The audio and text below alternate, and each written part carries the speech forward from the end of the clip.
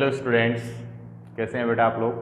आप सब बहुत बढ़िया होंगे। लास्ट लेक्चर के अंदर हमने डिस्कस किया था structure of nucleotide, introduction part देखा था, मॉलिक्यूलर बेसिस ऑफ इनहेरिटेंस का। अब अपन बात करने वाले हैं कि हमने बेस देख लिया था कि nucleic acid is of two types, one is the DNA and another one is the RNA and it is made up of nucleotides. Basic nucleotide से ये मिलकर बना होता है।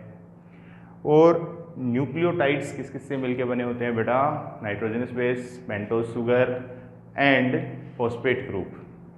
एंड जो पेंटोज शुगर होती है वो टू टाइप्स की होती है, एक होती है राइबोज शुगर, एक होती है deoxy ribose sugar. Ribose sugar जो प्रेजेंट होती है वो आरएनए के अंदर होती है, डीऑक्सी राइबोज शुगर होती है वो डीएनए में प्रेजेंट होती है। तो बेटा हम बात करने वाले हैं सबसे पहले डीएनए के बारे में कि डीएनए क्या है। What is DNA? Full form क्या होती है डीएनए की? Deoxy ribo nucleic acid, ribo nucleic acid. ठीक है बेटा, किससे मिलके बना होता है ये? It is made up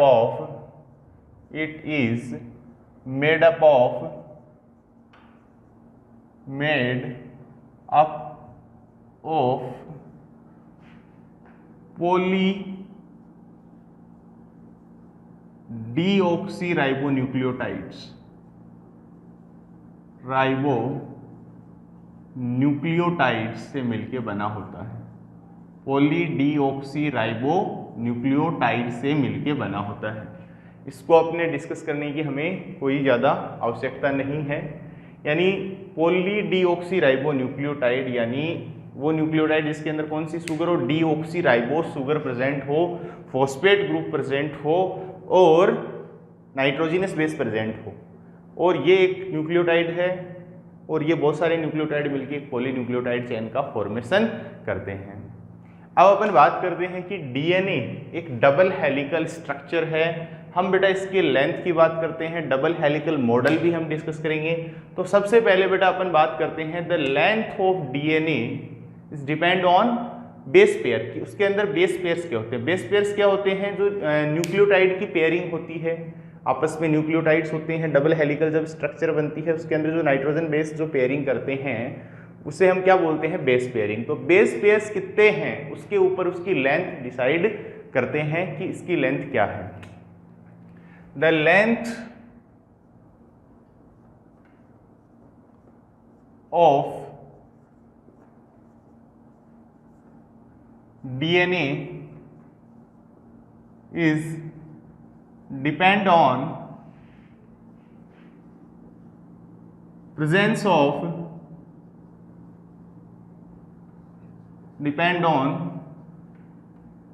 number of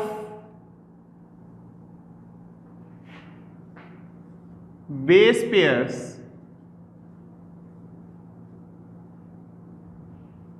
present in DNA, base pairs present।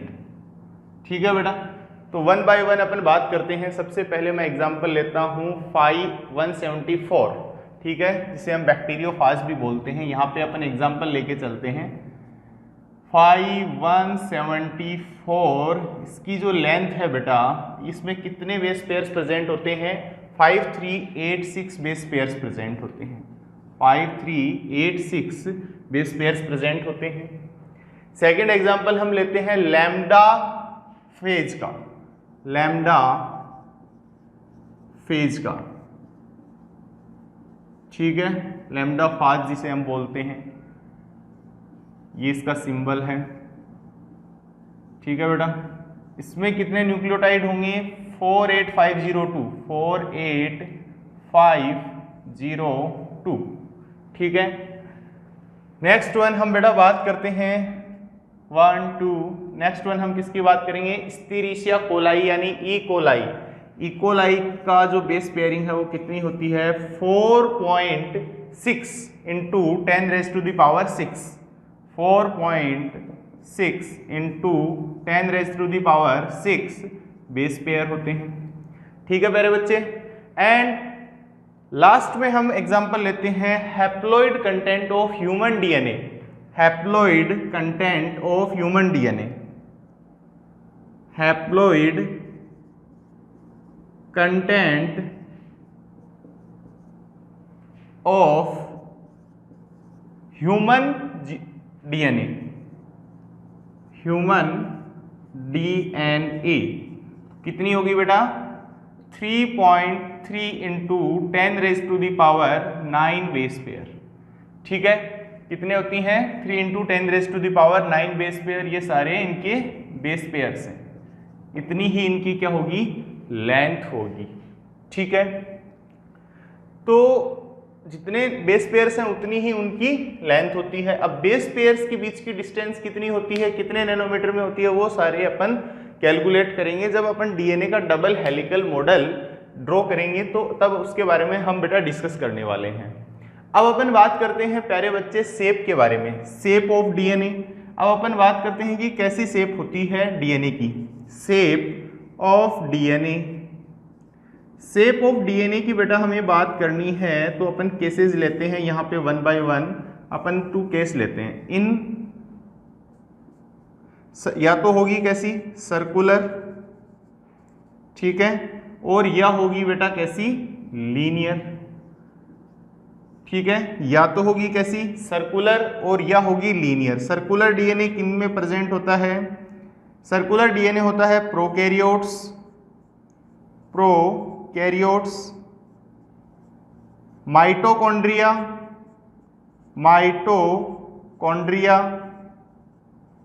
And last one is the chloroplast. ठीक है बेटा, इनके अंदर कैसा डीएनए होगा circular DNA. And linear DNA की हम बात करते हैं, यहां पे एग्जांपल आ जाते हैं यूकैरियोट्स। यूकैरियोट्स के अंदर कैसा डीएनए होगा, यूकैरियोट्स के अंदर लीनियर डीएनए होगा। And some bacteriophage.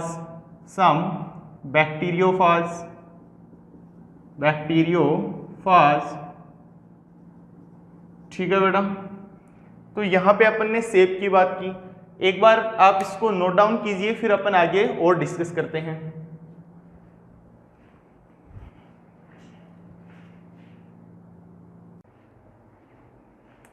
Hello students, अब बेटा अपन डिस्कस करने वाले हैं double helical model of DNA. Double helical model of DNA किसने प्रपोज किया, किसने देखा, तो इसके बारे में अपन डिस्कस करने वाले हैं कि डीएनए डबल हेलिकल नेचर के बारे में हम देखने वाले हैं। ठीक है बेटा, लास्ट अभी अपन ने डिस्कस किया था कि जो डीएनए की लेंथ के बारे में, कि लेंथ किस पे डिपेंड करती है, लेंथ को डिफाइन कौन करता है, number of base pairs define करते हैं, और हमने काफ़ी अलग अलग बेस पेयर के डीएनए के बारे में हमने बात की थी। इसकी बात करते हैं। सबसे पहले डीएनए को जिसने आइडेंटिफाई किया, डिस्कवर किया, वो साइंटिस्ट कौन थे, फ्रेडरिक मिक्सचर थे, जिन्होंने पस सेल के अंदर डीएनए को देखा। और एक साइंटिस्ट थे जिनका नाम था फ्रैंकलिन। फ्रैंकलिन ने बेटा क्या किया, फ्रैंकलिन ने सबसे पहले डीएनए को 3D मॉडल को एक्सप्लेन किया। ठीक है, Franklin explained 3D model of DNA, 3D model of DNA. And second जो साइंटिस्ट थे वो कौन थे बेटा, विल्किंस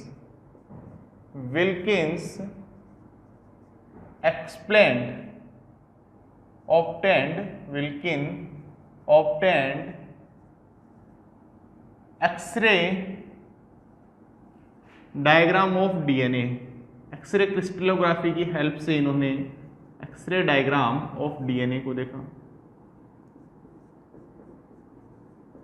ठीक है बेटा, और इनके बेसिस पे, इनके डायग्राम की स्टडीज को करके वॉटसन एंड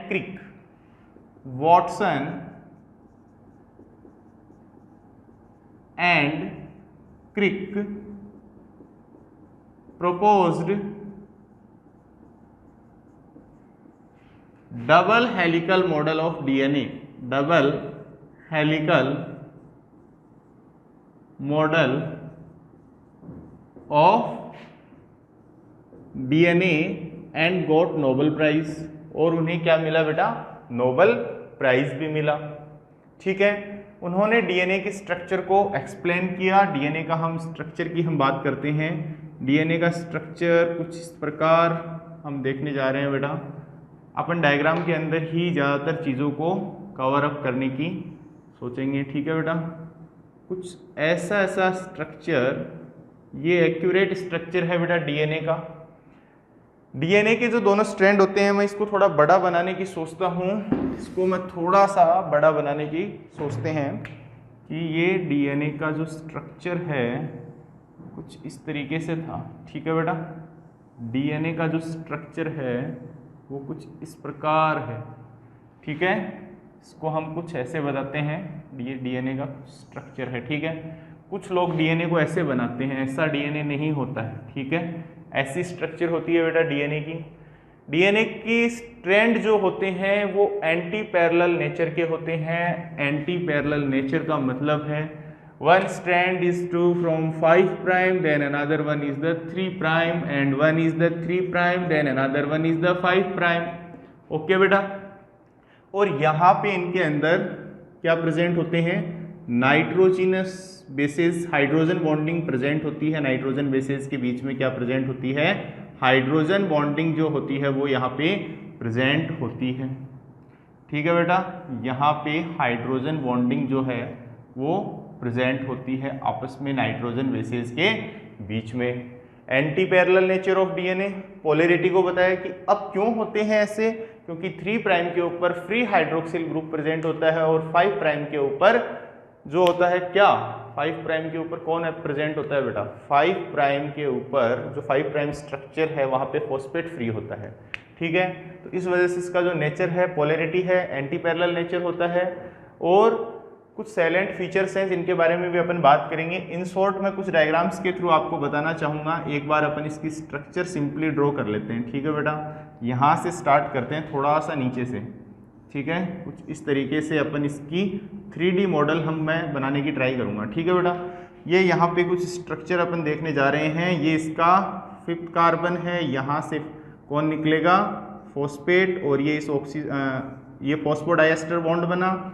यहाँ पे फिर एक बनाएंगे बेटा हम कुछ ऐसा, न्यूक्लियोटाइड, राइबो न्यूक्लियोटाइड की चेन ही तो है, राइबो न्यूक्लियोटाइड्स की चेन ही तो है बेटा ये, ठीक है। और सॉरी, यहाँ पे नहीं, ये कहाँ पे अटैच होगा, इस जगह पे यहाँ पे ये अटैच होगा। 3rd कार्बन के साथ में ये क्या बनाएगा बेटा, फॉस्फोडाइएस्टर बॉन्ड। देन यहाँ से ये जो इसका 5th कार्बन है, यहाँ से फिर से निकलेगा ऑक्सीजन, फॉस्फेट, और इस फॉस्फेट की हेल्प से ऑक्सीजन, और ये फॉस्फोडाइएस्टर बॉन्ड बना।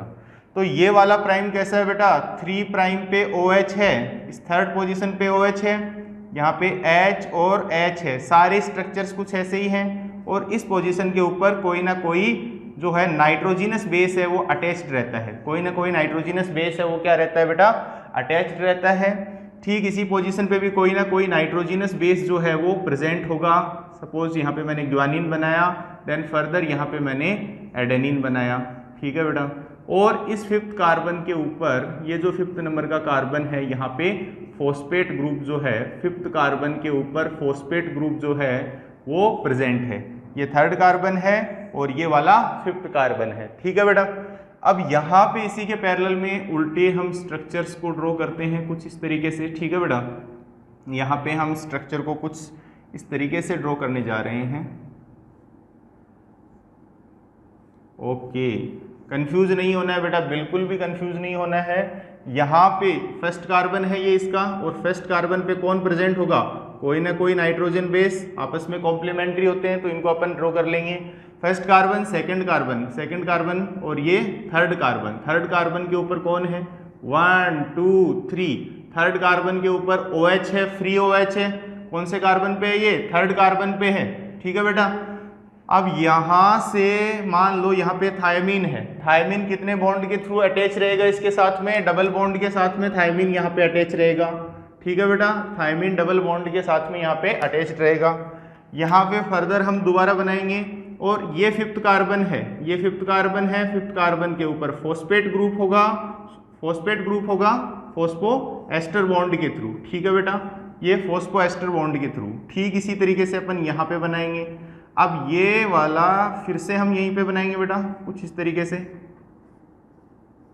ठीक है, तो ये इसका फिर से ये कौन सा है, first carbon, second carbon, third carbon, और ये थर्ड कार्बन के ऑक्सीजन के साथ में ये फॉस्फेट यहाँ से अटैच होगा, फॉस्फोडाइएस्टर बॉन्ड बन गया 1 2 3 4, और यहाँ पे फिफ्थ कार्बन जो होगा इसका, ये वाला जो फिफ्थ कार्बन होगा इसके साथ में फिर से फॉस्फेट ग्रुप आएगा, फिर से कौन आएगा, फॉस्फेट ग्रुप आएगा।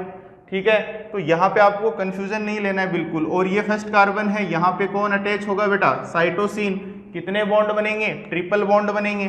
कितने बॉन्ड बनेंगे, ट्रिपल बॉन्ड बनेंगे 1 2 3। ठीक है बेटा, ट्रिपल बॉन्ड बन गया।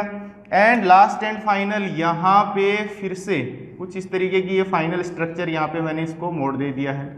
ओके, यहाँ पे कुछ ऐसी स्ट्रक्चर फिर से प्रेजेंट होगी।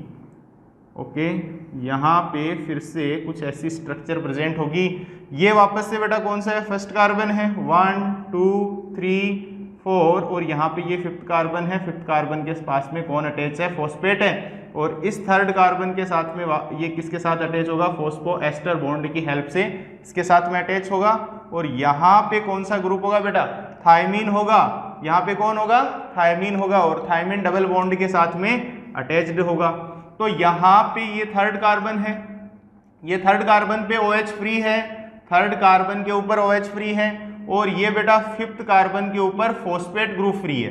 थर्ड कार्बन पे OH, फिफ्थ कार्बन पे। ठीक है बेटा, और यहाँ पे भी फिफ्थ कार्बन पे C5 पे फॉस्फेट फ्री है, फॉस्फेट है वो फ्री है, और यहाँ पे थर्ड कार्बन के ऊपर OH जो है वो फ्री है, तो फ्री है। ठीक है बेटा, तो इसका नेचर आपको दिखाई दे रहा होगा, एंटी पैरेलल नेचर होता है। डीएनए का जो नेचर होता है वो कैसा होता है, एंटी पैरेलल नेचर होता है। डीएनए कैसा होता है, डीएनए एक डबल हेलिकल है। डीएनए कैसा है, आपको कैसा दिखाई दे रहा है बेटा, डबल हेलिकल, 2 हेलिक्स प्रेजेंट है।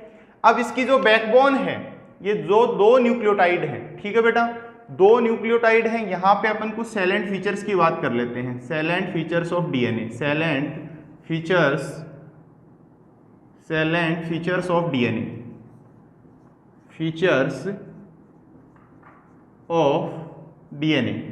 एनसीईआरटी में आप लाइनें पढ़ोगे बिल्कुल क्लियरली आपको समझ में आ जाएगा। यहाँ पे मैं शॉर्ट में आपको बताना चाहूँगा, जो पॉलीन्यूक्लियोटाइड चेन की जो पॉलीन्यूक्लियोटाइड चेन है, डबल हेलिकल मॉडल है।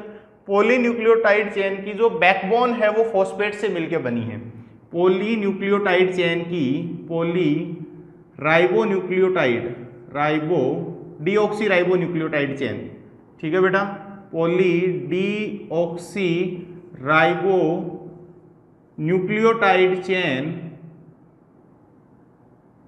राइबोन्यूक्लियोटाइड चेन है। इसकी जो अपन बैकबोन की बात करते हैं, ठीक है, कितनी है ये, 2 पॉली डीऑक्सी राइबोन्यूक्लिक चेन है। इसकी जो बैकबोन है बेटा, इसकी जो बैकबोन है वो किससे मिलके बनी है, शुगर से मिलके, फॉस्फोडाइएस्टर बॉन्ड से मिलके बनी है, फॉस्फोडाइएस्टर बॉन्ड से मिलके बनी है। ठीक है, इनर साइड में कौन प्रेजेंट है, इनर साइड के अंदर हम बात करते हैं, इनर साइड में कौन प्रेजेंट है बेटा, नाइट्रोजन बेस है, नाइट्रोजन बेसेस प्रेजेंट है, ठीक है बेटा। यहाँ पे इसकी जो ये बैकबोन है ये किससे मिलके बनी है, फॉस्फोडाइएस्टर बॉन्ड से, आपस में ये एक दूसरे से क्या है, अटैच्ड है। और इनर साइड में कौन प्रेजेंट है, ये क्या है बेटा, ये है नाइट्रोजन बेसेस। ये कौन है, नाइट्रोजन बेसेस। ठीक है, डीएनए कैसा है, डीएनए का जो नेचर है, DNA is anti parallel, polarity of double strands. दोनों स्ट्रैंड्स की जो पोलैरिटी है वो कैसी है बेटा, दोनों स्ट्रैंड्स की जो पोलैरिटी है वो कैसी है, एंटी पैरेलल है। ठीक है, एंटी पैरेलल का मतलब क्या है बेटा, एंटी पैरेलल का मतलब है वन स्ट्रैंड, एक स्ट्रैंड है वो किधर से किधर मूव कर रहा है, एक स्ट्रैंड है वो किधर से किधर मूव कर रहा है बेटा, 3 प्राइम टू 5 प्राइम, और अनदर स्ट्रैंड, सेकंड स्ट्रैंड की हम बात करते हैं अनदर स्ट्रैंड, सेकेंड स्ट्रैंड की बेटा हम बात करते हैं तो सेकेंड स्ट्रैंड है वो किधर से किधर मूव करता है, 5 prime to 3 prime, 5 prime to 3 prime move करता है। किधर मूव करता है, 5 प्राइम टू 3 प्राइम मूव करता है। अब ये इतनी बातें अपने बिल्कुल क्लियर हो गई है। एडेनिन पेयर्स विद, एडेनिन है वो किसके साथ में पेयरिंग करेगा बेटा, एडेनिन पेयर्स विद, कुछ और पॉइंट ले लेते हैं, इनकी जो पेयरिंग है, adenine pair with thymine and guanine pair with cytosine. Guanine की जो पेयरिंग है वो किसके साथ में होगी, साइटोसिन के साथ में होती है। ठीक है बेटा, ग्वानिन पेयर्स विद साइटोसिन। यहाँ पे डबल बॉन्ड है, यहाँ पे ट्रिपल बॉन्ड है, इनकी बॉन्ड लेंथ है वो डेटा है, आप इजीली लर्न कर सकते हैं, डेटा अपने को इतना याद करने की जरूरत नहीं है। अब यहाँ पे अपन बात करते हैं, एक बार आप इसको नोट डाउन कीजिए, देन फिर अपन थोड़ा आगे डिस्कस करेंगे। अभी ये इतना जितना पड़ा है अपना, ये एक बार आप नोट डाउन कीजिए। ठीक है बेटा, तो नोट डाउन करो इसे।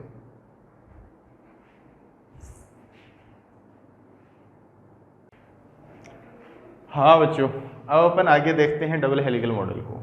देखो हमने देखा कि जो उसकी डबल हेलिकल जो मॉडल है वो वाटसन एंड क्रिक ने प्रपोज किया। उन्होंने बताया एंटी पैरेलल नेचर के बारे में, बताया किस वजह से उनका जो एंटी पैरेलल नेचर है, 3 प्राइम पे OH ग्रुप फ्री है, 5 एंड पे फॉस्फेट ग्रुप फ्री है, उसकी वजह से उसका एंटी पैरेलल नेचर है। 2 पॉलीन्यूक्लियोटाइड चेन जो है आपस में एसोसिएटेड हैं, किसके थ्रू, हाइड्रोजन बॉन्डिंग के थ्रू। ठीक है बेटा, अब अपन बात करते हैं किसके डिस्टेंस के बीच में, BDNA की बात करते हैं। डायमीटर ऑफ DNA, डायमीटर कितना होता है, diameter of DNA is equal to 20 angstrom. कितना होता है बेटा, 20 एंगस्ट्रॉम होता है। एंड हम बात करते हैं एक हेलिक्स की जो लेंथ है, हेलिक्स की जो लेंथ है, हेलिक्स की लेंथ की बात करते हैं, लेंथ ऑफ हेलिक्स कितनी है बेटा, 34 एंगस्ट्रॉम, 34 एंगस्ट्रॉम। और एक हेलिक्स के अंदर कितने बेस पेयर्स होते हैं, 1 हेलिक्स 10 बेस पेयर्स होते हैं, 10 बेस पेयर्स होते हैं। और डिस्टेंस कितनी होती है उन बेस पेयर्स की, या जिसको हम पिच भी बोलते हैं, राइज इन लेंथ। बीच में हम बात करते हैं पिच की, यानी पिच बोलता हूँ मैं इसको। तो कितनी है 2 बेस पेयर्स के बीच की जो डिस्टेंस है, between 2 base pair, 2 base pairs. ठीक है, कितनी है, 33.4 एंगस्ट्रॉम। ठीक है बेटा, कितनी है, 3.4 एंगस्ट्रॉम इनकी पिच है। और इसको नैनोमीटर में हम बात करते हैं तो 0.34 नैनोमीटर। ठीक है बेटा, इस तरीके से हम कैलकुलेट कर सकते हैं। ये इसका बायोडाटा हुआ। ये DNA किस टाइप का है, BDNA है, राइट हैंडेड क्लॉकवाइज है। जब हम देखते हैं कि इसकी जो कॉइलिंग है कुछ इस तरीके से है, राइट हैंडेड साइड से, इस तरीके से हमें ये फोल्डेड दिखाई पड़ रहा है। ठीक है बेटा, अब अपन इसमें आगे बात करते हैं कि जो DNA है इसके बिहाफ पे अपन इसके अंदर अपन बात करते हैं इरविन चारगाफ की। इरविन चारगाफ नाम के एक साइंटिस्ट थे, चारगाफ नाम के एक साइंटिस्ट थे, जिन्होंने क्या दिया, चारगाफ रूल दिया, चारगाफ रूल दिया। और चारगाफ रूल क्या कहता है, चारगाफ रूल का सिंपली कहना है एडेनिन और thymine, adenine plus thymine and guanine plus cytosine is equal to 1। ठीक है बेटा, ये उनका सिंपल कहना है कि एडेनिन की जो अमाउंट है वो थायमिन की इक्वल होगी और साइटोसिन की और ग्वानिन की आपस में इक्वल अमाउंट में वो DNA के अंदर प्रेजेंट होते हैं। लेकिन अगर मैं पर्टिकुलरली बात करता हूँ प्रोकैरियोट्स की, तो उसके अंदर ग्वानिन की अमाउंट जो होती है वो ज़्यादा होती है, GC रीच होता है, ज़्यादा GC रीच होता है एज कंपेयर टू यूकैरियोटिक। यही है बेटा चारगाफ रूल, सिंपल। ए बताता है एडेनिन को एंड T बताता है थायमिन को जी बताता है बेटा ग्वानिन को,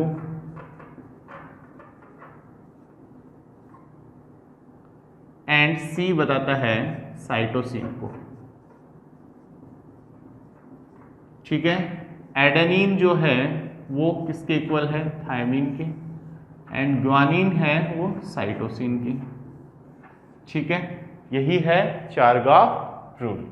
अब इसके बाद में अपन एक इन शॉर्ट हम बात कर लेते हैं इसी के साथ में सेंट्रल डोग्मा प्रोसेस की, कि सेंट्रल डोग्मा क्या है।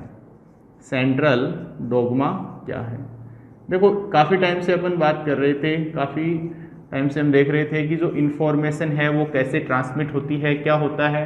तो ये सारे process upon step by step देखेंगे। सबसे पहले मैं आपको सेल डिवीजन की तरफ ले जाऊंगा, जहाँ पे अपन एस फेज के अंदर डीएनए की अमाउंट डबल कर देते हैं। तो उस टाइम ऐसा क्या होता है कि डीएनए की जो अमाउंट है वो डबल हो जाती है। बेटा डीएनए का डबल होना, डीएनए का डबल होना, डीएनए से डीएनए का बनना, डीएनए से डीएनए का बनना बेटा क्या कहलाता है, इस प्रोसेस को अपन बोलते हैं क्या, रेप्लिकेशन। इस प्रोसेस को हम क्या बोलते हैं, रेप्लिकेशन। और डीएनए से एमआरएनए का बनना या आरएनए का बनना, एमआरएनए का बनना क्या कहलाएगा, आरएनए बनता है, आरएनए 3 टाइप्स का होता है, आरआरएनए, एमआरएनए, टीआरएनए। ये प्रोसेस कहलाता है ट्रांसक्रिप्शन, ट्रांसक्रिप्शन। और वापस से आरएनए से प्रोटीन का बनना, वापस से एमआरएनए से डीएनए का बनना, ये कहलाता है रिवर्स ट्रांसक्रिप्शन। क्या कहलाएगा बेटा, रिवर्स ट्रांसक्रिप्शन, ट्रांसक्रिप्शन।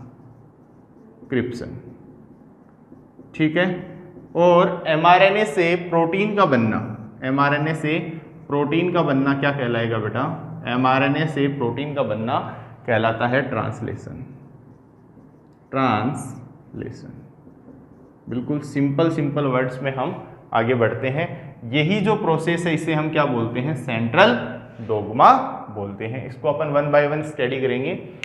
चारगाफ रूल के बारे में अपनी बात हुई, डबल हेलिकल स्ट्रक्चर के बारे में बात हुई, एंटी पैरेलल नेचर होता है डीएनए का, ये 5 प्राइम है, ये 3 प्राइम है, ये 5 प्राइम है, देन ये 3 प्राइम एंड है। ठीक है, और ये यहाँ पे ये जो अटैच हैं इनको हम क्या बोलते हैं, नाइट्रोजन बेस पेयर्स। ये क्या है, बेस पेयर बोलते हैं इनको अपन, क्या बोलते हैं बेटा, बेस पेयर्स बोलते हैं। ठीक है, इनको अपन बेस पेयर्स बोलते हैं, जो कि हाइड्रोजन बॉन्डिंग के थ्रू एक दूसरे के साथ में अटैच्ड हैं। ठीक है, B stands for base pair. ये अपने को length of helix 34 angstrom 1 helix में 10 बेस पेयर्स प्रेजेंट होते हैं। पिच यानी बिटवीन 2 बेस पेयर्स की जो डिस्टेंस की हम बात करते हैं वो 3.4 एंगस्ट्रॉम, और नैनोमीटर में हम बात करते हैं तो कितना हो गया, 0.34 नैनोमीटर। सेंट्रल डोग्मा हमने देखा, एडेनिन प्लस थायमिन का जो अमाउंट होता है वो इक्वल्स टू 1 होता है ग्वानिन प्लस साइटोसिन के। दोनों का जो अमाउंट होता है एडेनिन थायमिन ये इक्वल होते हैं। पर्टिकुलरली हम बात करते हैं प्रोकैरियोट्स के अंदर ग्वानिन साइटोसिन ज़्यादा होता है, इरविन चारगाफ का ये कहना था। ठीक है बेटा, तो आप इसको नोट डाउन कीजिए, देन फिर अपन आगे डिस्कस करते हैं।